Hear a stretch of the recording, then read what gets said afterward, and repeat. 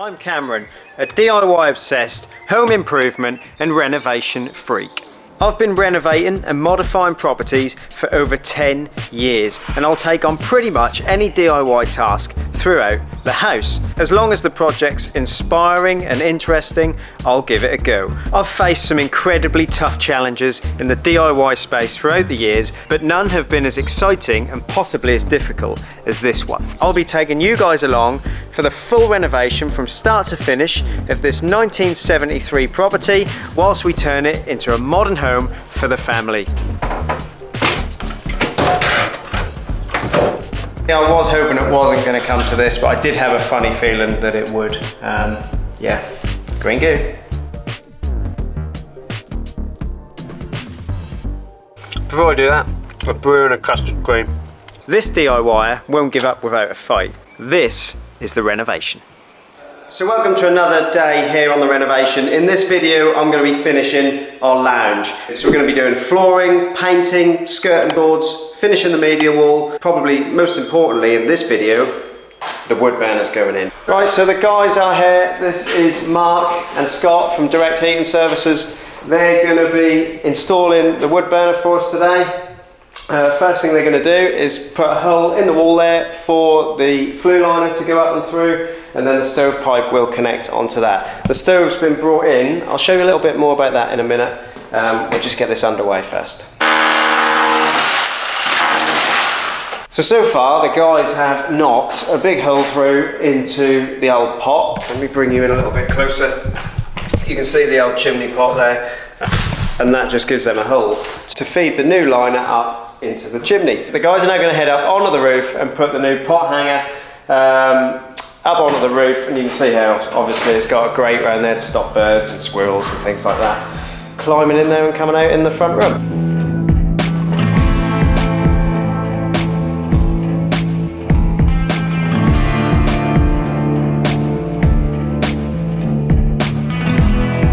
So the guys have got the flue liner in, and we're now just getting our head around the half, getting it levelled up and kind of in position, and then we'll put a bed of mortar down just to get that seated down.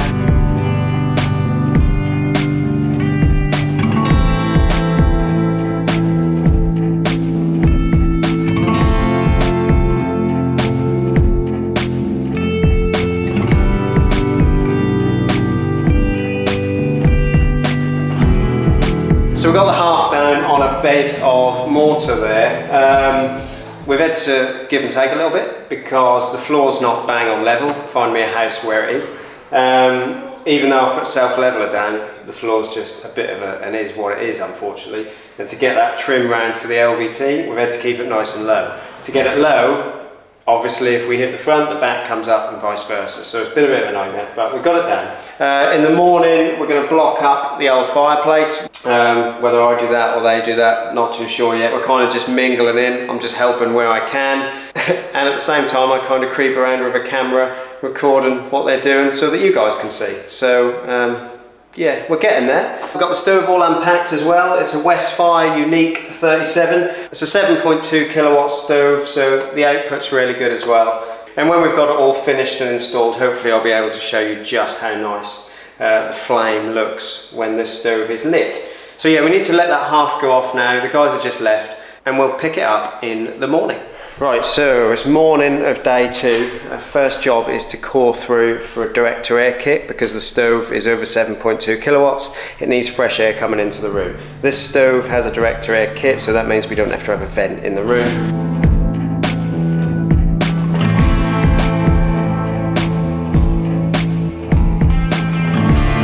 Right, so we have blocked up the old fireplace, and the guys are now just putting a vent outside. And then once the job's finished, I'll just put some bonding in here to bring this level, and then we'll skim this wall to make that good.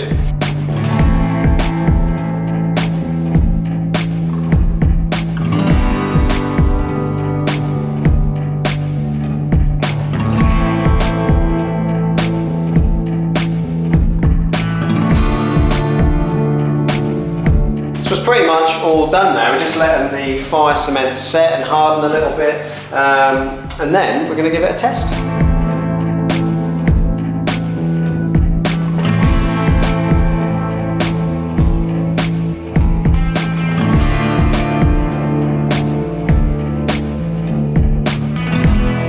So there you go, it's lit. How cool does that look? So I'm really happy with it. The installation team from Direct Stoves, where I got the wood burner from, have done a really good job. Looks really good in the room. Once the room's finished, it's going to really stand out and give us that nice centerpiece in the winter. So the reason I went for this wood burner in particular was really because of the dual aspects of the room. We've got the area over here where we're going to sit and watch TV, and then the dining room over this side, and I wanted something that you can see from all areas of the room. So this burner in particular has glass sides, and that means we'll be able to see it from throughout the room wherever we sit. So really happy, I think it looks great.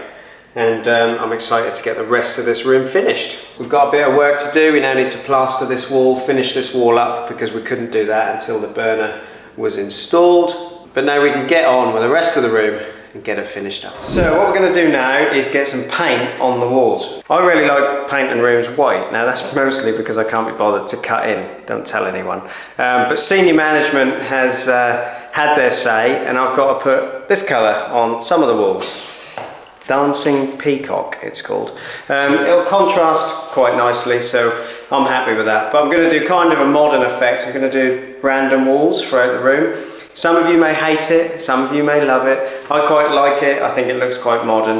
But we're going to go over it with white, because this is just a mist coat, so we're going to do a final coat of white over this. And then I'll go around and put some colour on. So I'm not going to use the old traditional roller and brush for the white, because it takes forever. So I'm going to use the Wagner 250R sprayer, and I'm going to run over this with a sprayer, because it's a lot quicker and it makes a really nice finish. These paint sprayers are absolutely bang on for doing emulsion on walls, especially in big rooms like this.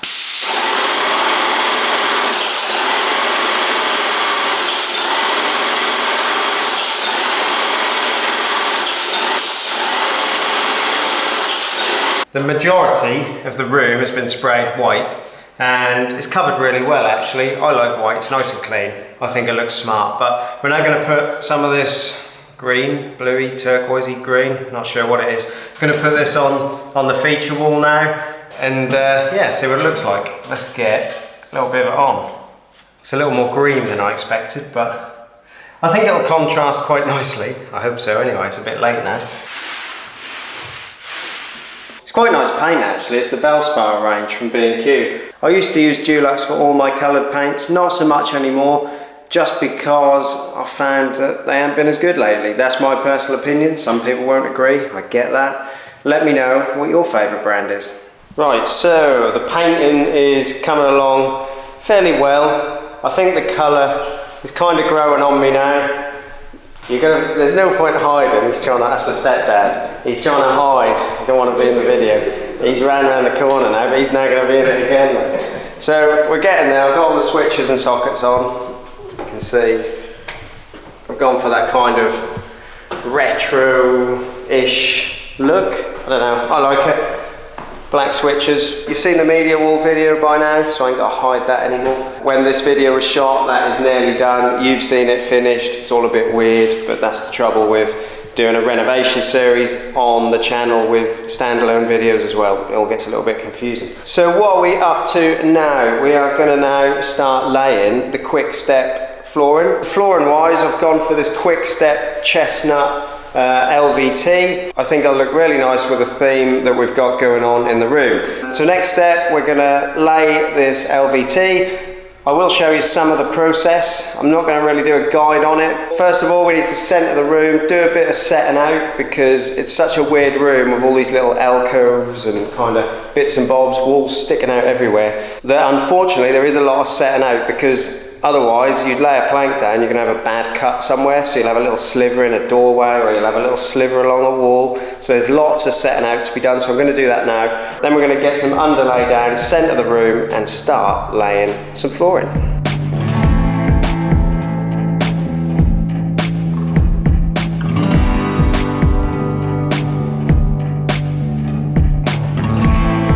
So we've done all the setting out, put the underlay down, and we're now starting to lay some of the flooring. We've done a little bit of it round the half, a few of the little fiddly bits to get us going. The good thing is this quick step stuff is really, really easy to use. That's it. And you can see we've gone around the half. We have, I mean, it's such a long room, there's so much of it. I feel like I haven't done a lot, but I don't know how many square meters I've done already, but quite a few, and they've all been the fiddly stuff as well. So I think what we'll do now is I'll set a little B-roll, and that'll be really quick, and you'll watch us darting around the room, but we'll get loads done in about 10 seconds.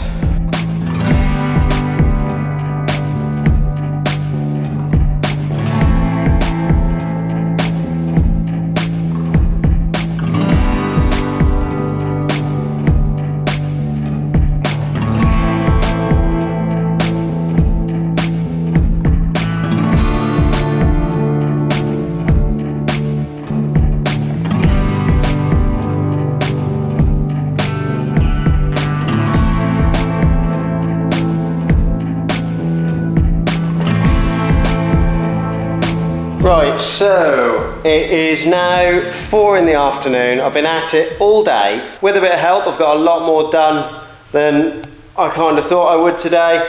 There's 36 square meters of flooring to go down in this bit alone. That is without the dining room area in there. So there's going to be a transition across the floor. You can see there's going to be a transition there because that'll end up being tiled in there. So we've got a lot of this done. There isn't a huge amount of flooring left to do. So I think I'll call it a day now and have a well-earned lemonade this evening. So yeah, pretty happy with the progress, and I'll pick up the camera tomorrow. Right, so we're nearly done with the flooring now, but I'm going to show you my little top tip how I fit LVT around a radiator pipe like this one. If I bring you in a little bit closer, you can see here that we need to cut around this radiator pipe, but we need to make a really neat job of it. And how are we going to do that? First thing you want to do, grab the bit of LVT that you want to put in there. Make sure you get your tongue and groove the right way around. So this end of the plank is the end that I want. This is the end that I'll be cutting off. But to mark the length, just make a mark so that we know where to cut. LVT is really easy to cut. Just use a sharp blade and run that along a square. And we'll just score the LVT. I like to do that 2 or 3 times. And then we can just snap that plank right along the score line. So we know we have the correct length. Now we need to mark the position of the radiator pipe. Lay the LVT hard up against the pipe and mark the centre of the pipe just there, like that. And then lay your piece of LVT in the space that it'll finish in. Bring that hard up against the pipe this side. And again, just make a little mark. Transfer those marks so that they meet. So it'll be somewhere there, somewhere there.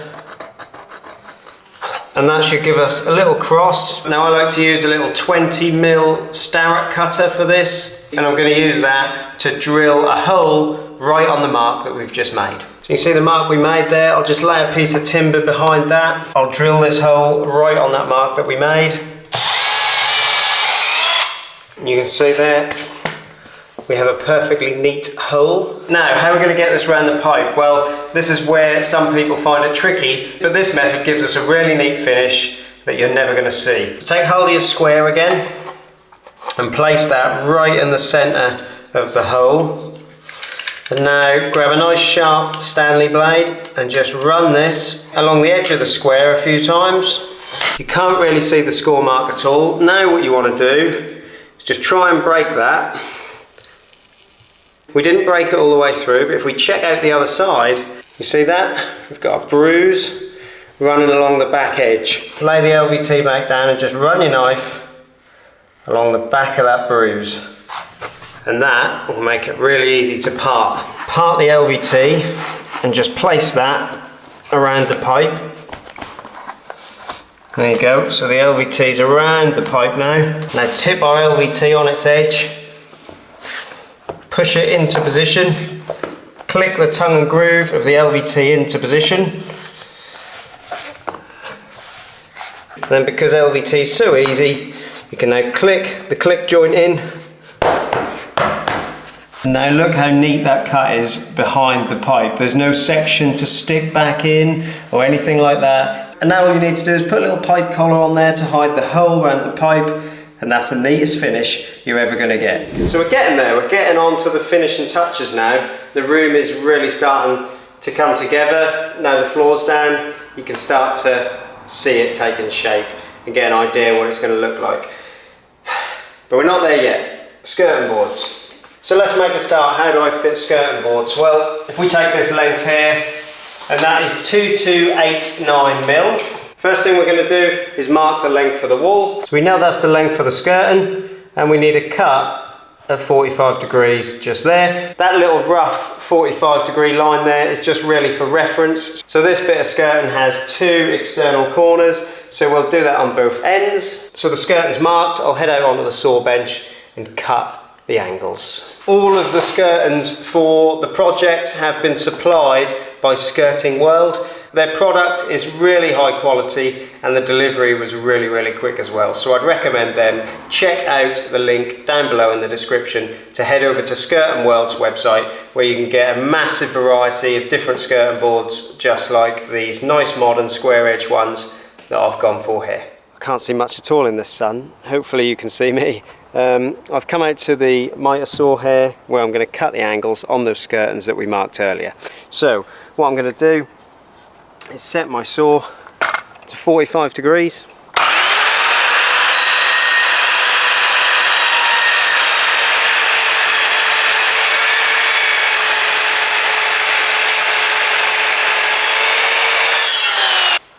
So let's see how it fits.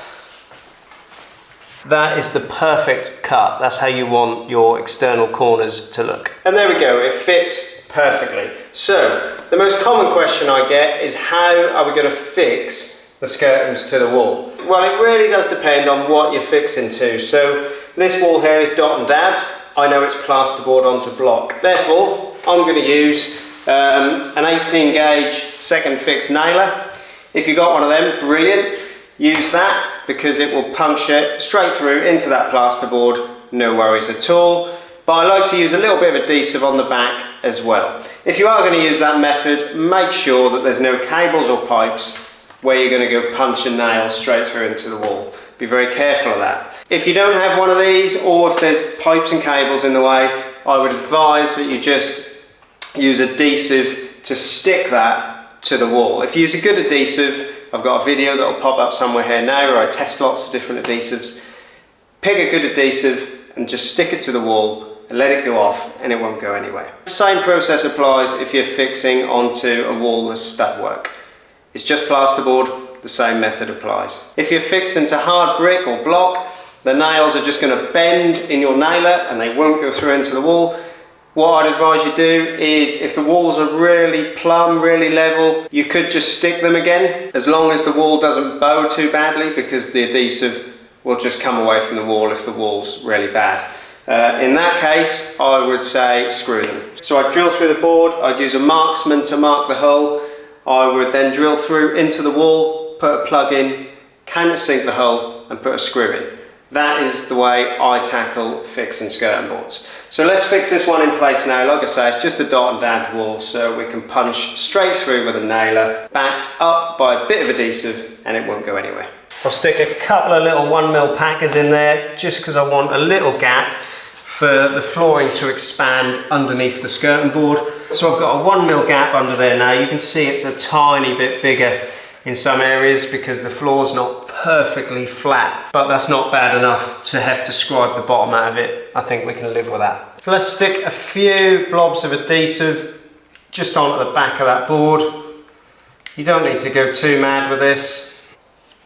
Put the board back in place, just stick it to the wall. And now with the nailer, I'll fire some nails straight through into that plasterboard just to keep it there.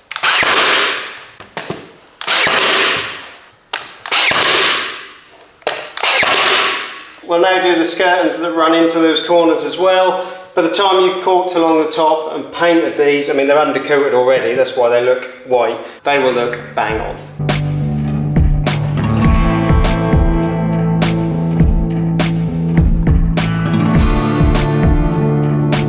So we're getting there now. Skirting boards and architraves are pretty much on. This is the last of them. Finally, the reveal.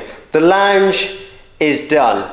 It's taken me on and off a couple of months to get this room done, but when you look at the old footage of when we moved in, when this was 2 rooms, kind of a random sitting room and a lounge, taking the wall out and opening all this up and modernising it has really made a massive difference, and I'm really pleased with how it's turned out. We've got our wood burner in there now, looks really modern, really happy with that. We've got the media wall as well. If you didn't see the media wall video, there'll be a link at the end of this video so you can go and check that one out, where I'll show you how to build it. I'm really happy with how the colours came out. I was a little bit kind of unsure how they would turn out, but I think it's come out really nicely with this kind of checkered pattern. The quick step floor was a really good choice, especially when you got kids, because you don't want them spilling drink and stuff on carpets. I went for the matte black screwless sockets and switches. I think they look really cool against the colour scheme that we got in here.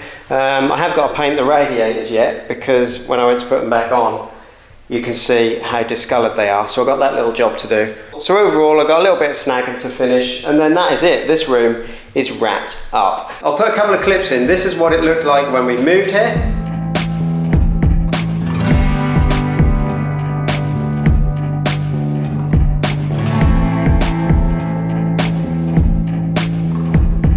And this is what it looks like now.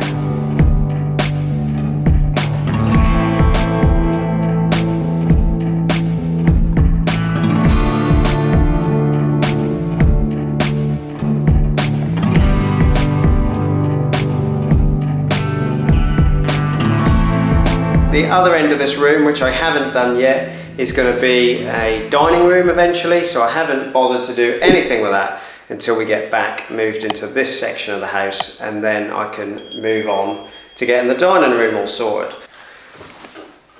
So that's it. Time for a sit down at last. Haven't had one of them in a while.